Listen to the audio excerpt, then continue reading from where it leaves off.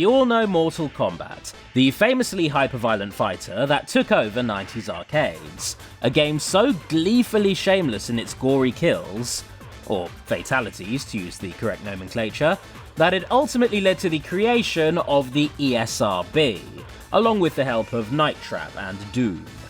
So, how better to adapt an R-rated legacy like that than with a G-rated cartoon that serves as a continuation of a PG-13 rated movie? Did someone say watered down? Liu Kang, Princess Kitana, Sub-Zero, Jax, Sonya Blade, Nightwolf, Kiva,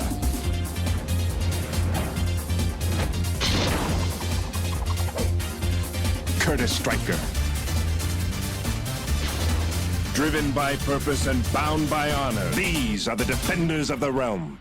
Similar to Darkstalkers, this TV adaptation of a popular 90s fighting game was met with mostly negative reception for being so uncharacteristically juvenile, and petered out after just 13 episodes.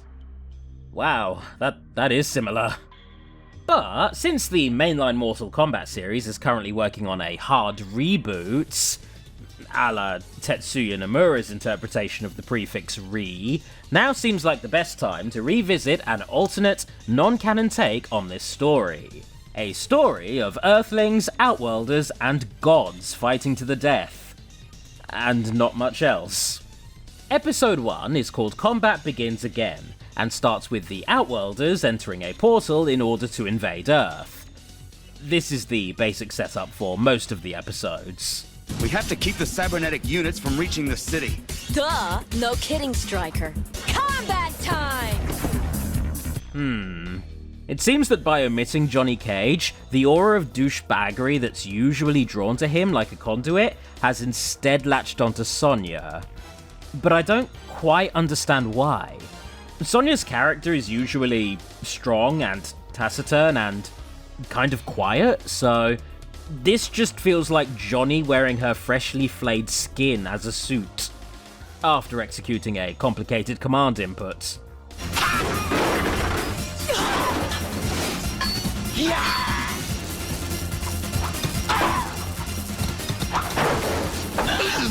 Wow, this is tepid. Even when the enemies are robots, these guys fight with all the viciousness of dinner time at a puppy shelter.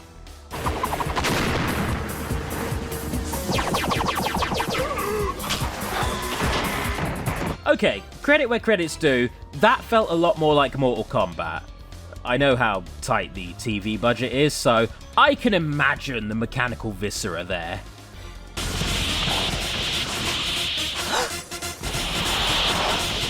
Sub-Zero!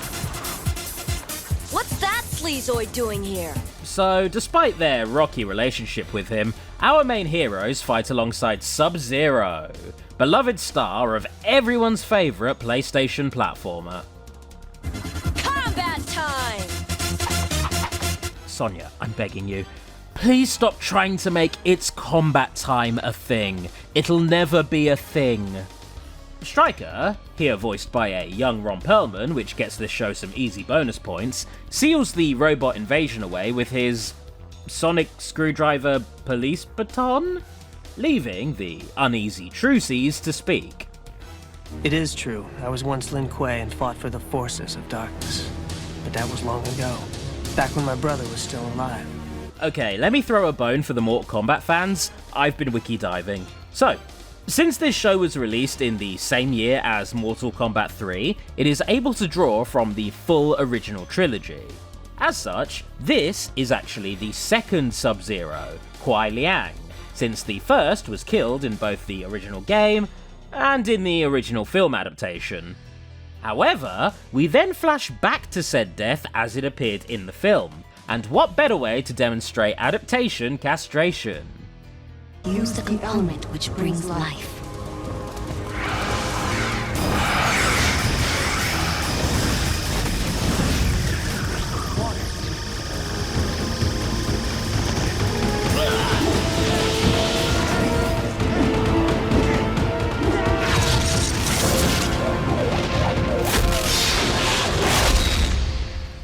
Jeez, it's bad enough being instantly killed by a bucket of water and becoming an ice sculpture. At least give the man the dignity of impalement first. Well, good timing, Raiden. The fighting's over, girlfriend. Then kick your jets and jam. Oh no. The soul of Johnny Cage is slowly corrupting all of you. Someone stop him before he gets the show cancelled! Hey, Sub-Zero's cool. Sorry. After blindfolding Sub-Zero, the Defenders head back to their secret high-tech headquarters in their high-tech Dragon Jets. Now sold in Toys R Us. Make sure to buy them quickly before they fly off the shelves, kids. What the hey? Long as he knows the way, might as well show him our secrets, too. Don't let her get to you. Sonya's okay. She's just... Sonya. It's a little more than that. Sonya lost her last two partners in battles with Outworlders. This scene when Nightwolf explains Sonya's standoffish nature by divulging her sad backstory does try to give her some depth. But unfortunately, that leaves me even more frustrated that they turned her into a cheesy quip machine. No, we're under attack! Is it Scorpion? No, the Nomad. Question is, how did they find you? With Sub-Zero now looking extra suspicious, the Defenders respond to this attack on their up-to-then secret base with a dogfight. And I'm not even going to pay attention to this G.I. Joe shit. I came here for fistfights, tepid as they may be. Finish them. Woo! He said it! He said the thing!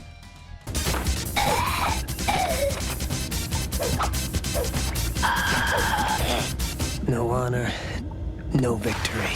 After banishing the invaders and relieving Sub-Zero of his tracking bug, the episode ends with Sonya dropping the quips and acting like herself again, apologizing to Subs for being so harsh to him. Look, I'm sorry I gave you such a tough time. It's just hard for me to trust anymore. I can't stand seeing people I care about getting hurt. I understand. Combat alert! Big time! Scorpion. Mortal Kombat continues. Huh. I was gonna jump forward a couple of episodes, but how can I not move straight onto episode 2 with a cliffhanger like that? You know we're all just here for the funny haha get over here skeleton man anyway. Episode 2 is Sting of the Scorpion, which sees the Defenders heading to Tibet, preventing angry Revenant Scorpion from taking over an ancient burial ground. I've never been sure I could have defeated Sub-Zero's brother without your help, Katana. To win, you must use the component which brings life. All I gave you was a tool. How you used it is what is important. Until you believe in yourself, you have not truly won Mortal Kombat. Katana, he threw a convenient bucket of water at him. It isn't that deep. Anyways, plain scene. Skeleton warriors!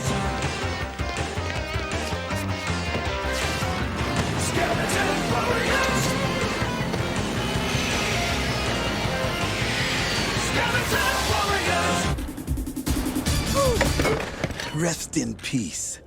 Or should I say, pieces. You wrote the episode, Sean. You could have just had him say, rest in pieces. Even if the TV execs are forcing you at gunpoint to make these characters quip, at least make them quip properly.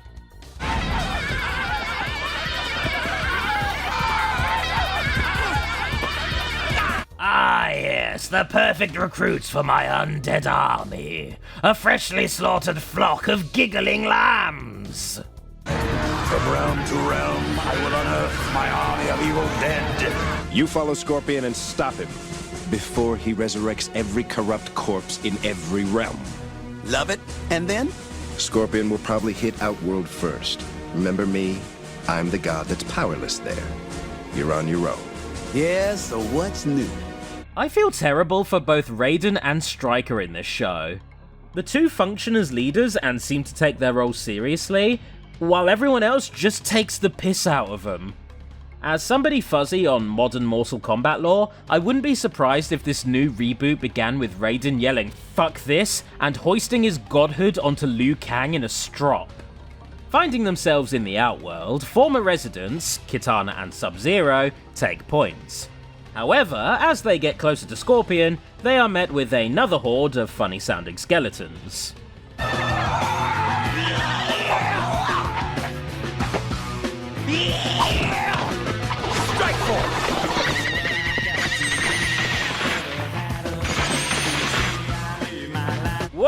Whoa, you can't just hit me with licensed music like that. Scorpion's really going the extra mile, trying to land a DMCA fatality on this video. Scorpion. And 1, and 2, and 3, and 4. Work on those glutes, girls! Sub-Zero, wait! Don't let your anger give Scorpion the edge. No mercy!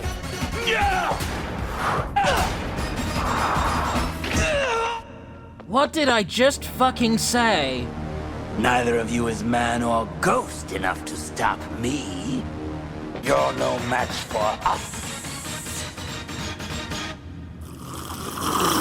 I did not edit that in. That was the grossest sound you could have used. Get over here! Hey, said the thing.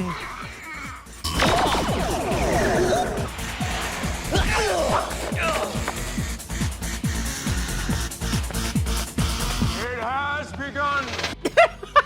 I didn't edit that in either. What even was that?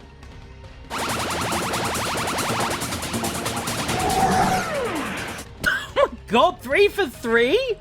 I swear to god, all of that audio was untouched, I promise you. Go watch the episode if you don't believe me.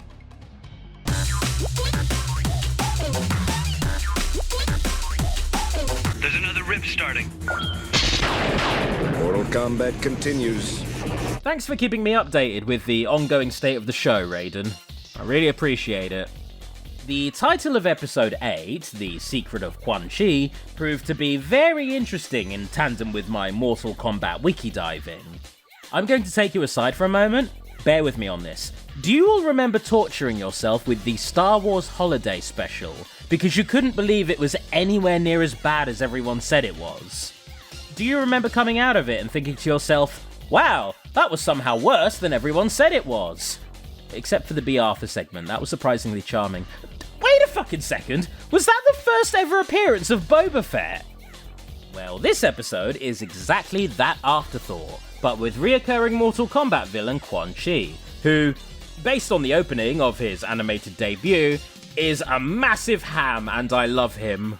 Soon enough, a crippling evil shall infiltrate these pathetic mortals and devour them from within. Meanwhile... Girl, you gotta keep him off guard. Something like that, Blubberbutt? Don't you ever call me that. Is our resident brick shithouse Jax about to trauma dump about his booty-induced body issues? When I was a kid, 8, 9 years old, I was fat. Holy shit, he is. Well, I don't want to make fun of that, I'm not a monster. Although, I am curious how in God's name Jax's childhood bullies are going to tie into the machinations of an otherworldly necromancer in Peru.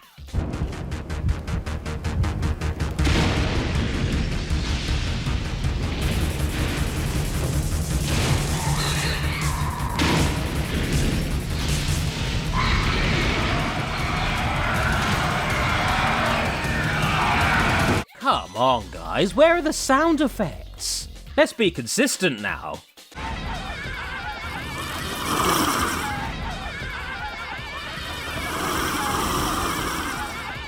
By the power of this giant tic-tac, I will control all the fatphobic school bullies. Disguising himself as a goth kid who looks like he stepped out of the Batman animated series, that's an oddly specific thing to put in the script, and yet now I'm looking at him, I totally see it. Wow, what even? Quan-Chi corrupts our heroes with his mystical artifact before escaping. Hey, don't walk away. I'm talking to you, ninja. You sorely test my patience, Striker. What's wrong with them? Why ask me? I'm not their keeper. Children, if you can't play nice, I'll have to separate you. Maybe I ought to separate Sonya from her mouth. Oh, is that right? Blubber butt. Holy shit, I was kidding! His actual plan was to have the defenders bully each other into disarray. His finishing blow against our mighty heroes would be having Sonya dunk Jax's head into a toilet while singing Who Ate All the Pies. It is a demon stone with enormous power. Power to darken the soul, to set brother against brother. So the defenders try to intercept Quan-Chi, dishing out a bunch of passive-aggressive digs along the way. They exert some of their frustrations on a bunch of ice golems, and finally they find the cursed item. It is written that only the strongest and most skilled warrior among you can destroy the gem of Tetsuri. Well, that's a mighty obvious ploy to goad us into infighting. Good thing we're all reasonable adults here.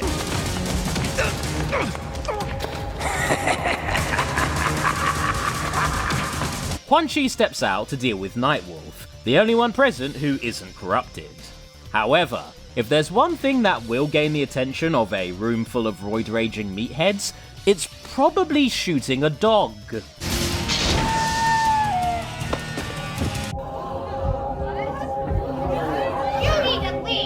Going full Jafar, Quan-Chi assumes his final form.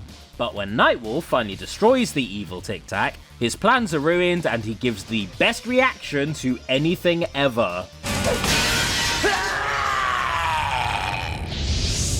Now, introducing a long-lasting character through this show is one thing, but the way that I can tell that this show was genuinely made with love, albeit kneecapped by its mandated shoehorning in of goofy dialogue and anti-bullying messages, yes, that's what that was, is with the penultimate episode. One thing I rarely see from video games, let alone their adaptations, are acknowledgements of rumours within their fandoms. The original Mortal Kombat games revelled in adding secret characters such as Reptile and Jade, but this tendency to add in absurdly hard-to-find characters in a pre-internet era led to a lot of baseless playground rumours that would spread like wildfire. See Mew under the truck, for example, that kind of shit. That fucking kid who always lied to you. That fucker, Nathan! In Mortal Kombat's case, the first game apparently had a secret character named Ermac in it. It didn't. But the Mad Lads at Midway would poke fun at this rumour in the second game, before finally adding Ermac in for real by the third game.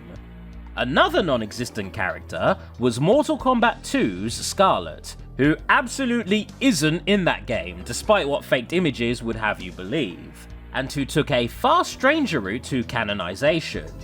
First of all, episode 12 of this show, Abandoned, reimagines her as Ruby, and is almost entirely about her. The news of my grandfather's death didn't reach me until after the funeral. The man raised me. My grandfather was always there for me. But when he needed me... I'm really sorry, Jax. I need to get away from this endless fighting to sort out my life. I am honestly kind of blown away by how strong this scene is. Genuinely, not a joke. This feels like the somber and serious tone that this show wanted to have before executives came in and just stomped on everything. I hope you find peace. Luck. We'll see you soon. Take it easy, man. Yeah, thanks. Come on, Sonya, we've got a job to do. This is the same show I've been watching, right? You know, it's combat time! Why is it suddenly taking itself so seriously? What the hell happened? Listen, Nightwolf, I couldn't say this in front of Sonya, but I really don't think I'll be coming back. I have to go, Raiden. I'm no good to the team if my heart's not in it. And I hope you find what you're searching for. And yes, I will miss you. Oh, I'm actually getting emotional about this.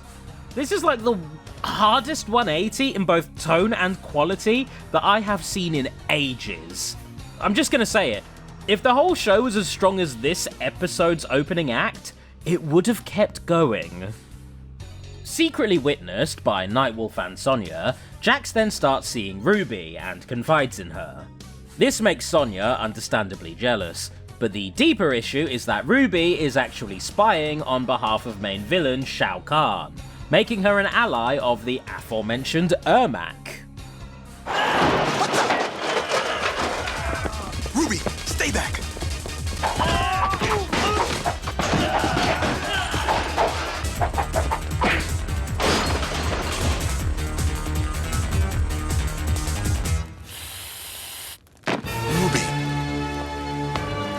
Well done, Ruby. The Emperor will be pleased. Kitana reveals that she knows Ruby and was previously betrayed by her, which I really like as a nod to the fact that Scarlet was an alleged palette swap of her. I thought we had something special. Just doing my job.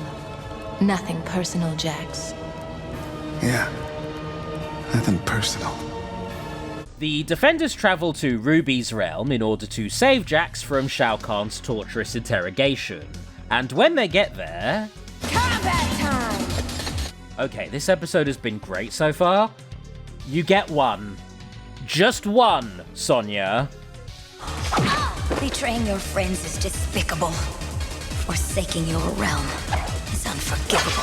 I merely chose not to be on the side of the loser.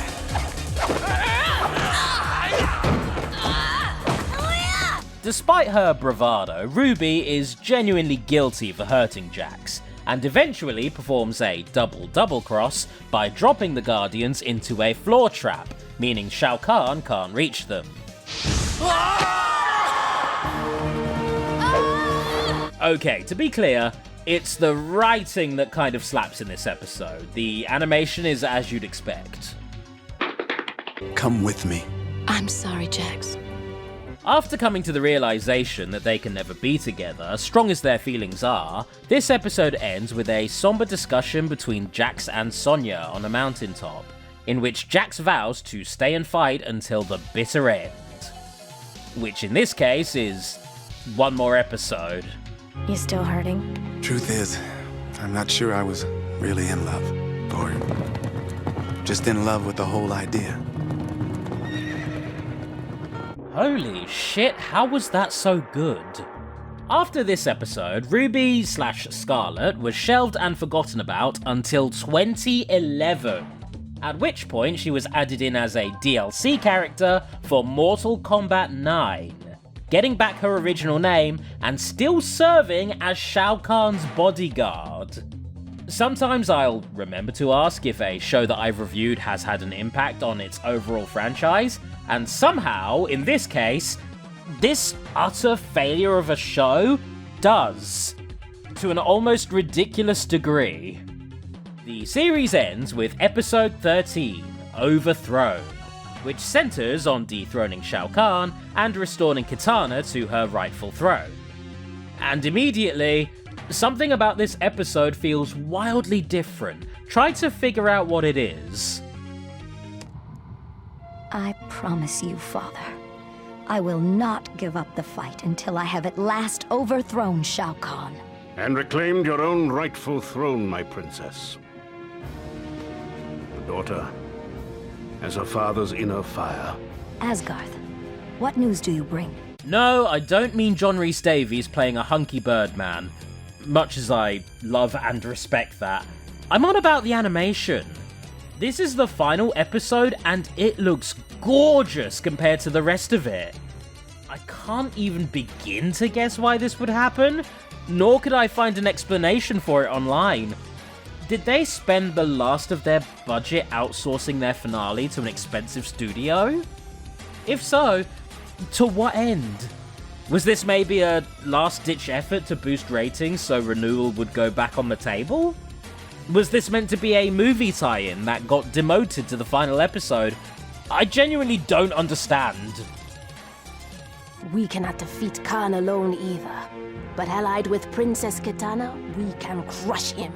The Shokan will no longer fight for the false emperor. We are prepared to put Princess Kitana on the throne of Outworld. Where are Raiden and the rest of your Earthrealm forces? They will be here when the time is right. We cut back to the Defenders, who are understandably uneasy about allying with Shiva, and the show goes back to how it normally does here. Look, right there. I'm not going crazy. There's the deep shading and the detailed faces. I'm gonna stop badgering on about the visuals now, but this confirms my suspicion that most of this episode was outsourced. Listen, Kitana, before it's too late, I'd like to say something to you. Something I should have told you a long time ago. I'm sorry, Lou, but we still have much planning to do. Friend-zoned? Friend-zoned? Again? The princess is playing right into our hands. Soon Raiden and his minions will all be trapped in Outworld, leaving the Earthrealm free for the taking. You have done well, Shang Tsung. So, with a rat amongst them, both Kitana's party and the Defenders continue on. All who are here come to pay homage to their fallen sovereign, King Gerard, and to follow his daughter to victory. Nobody tell John Rhys-Davies I said this, but his voice acting sounds like an orgasm feels. Kitana and her entourage stealth their way into Shao Kahn's castle, only to find themselves caught in a trap. You have defied me for the last time. Finish them! And so a proper fight breaks out in this far prettier animation style. And while it's sadly lacking in extreme violence, it is well animated enough that I can at least consider it a decent adaptation of Mortal Kombat's SNES ports.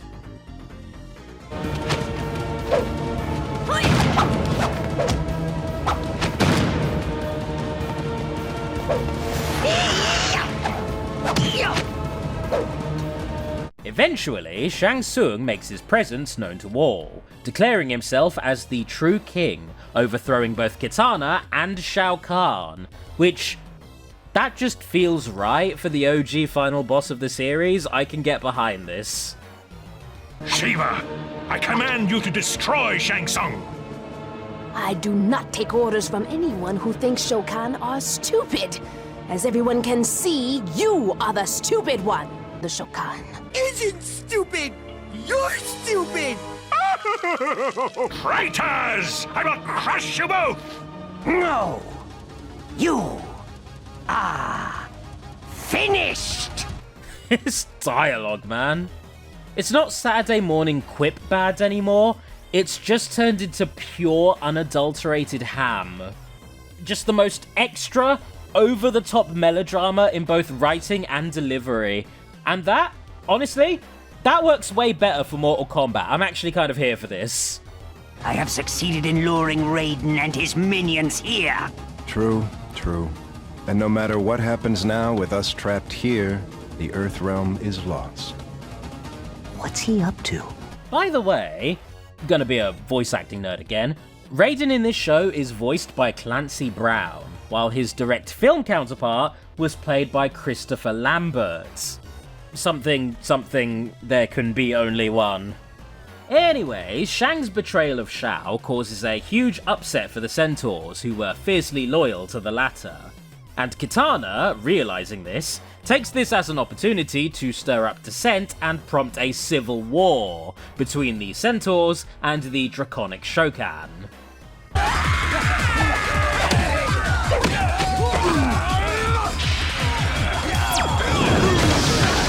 This allows for a huge violent scrum, which would be an absolute bloodbath if blood was even allowed.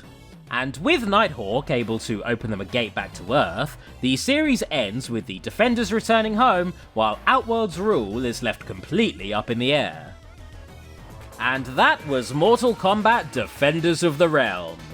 While my thoughts on it are pretty obvious, I will say once again that the shift in tone and quality from the earlier episodes compared to the final two is frankly staggering. If you ever wanted an example of why you should always put your best foot forward when it comes to creative endeavors, this is it. Then again, they probably wanted to front-load the series with cheesy toy-shilling fluff in order to please network executives, but with the series dying after 13 episodes, what good did that ultimately do?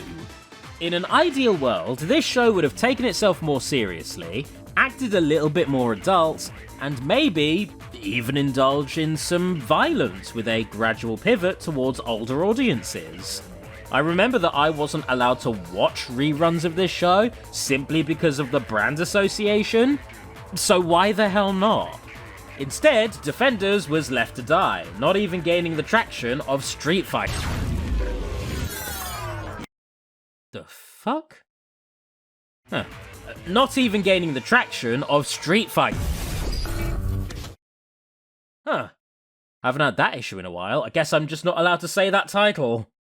Well, either way, stick around, because next time we're going to be watching Wing Command. Alright, whatever that is a later problem. Anyways, big ups to my patrons, especially Anonymous, Dan Brown, Fitzwilliam Ramsbottom! Why the hell aren't you capitalized in this script? Let me just... There we go. Neve Calderwood, Pixel Pusher, Ravi Poodle, Shameboy, Thomas Walker, and Tomb Pirates.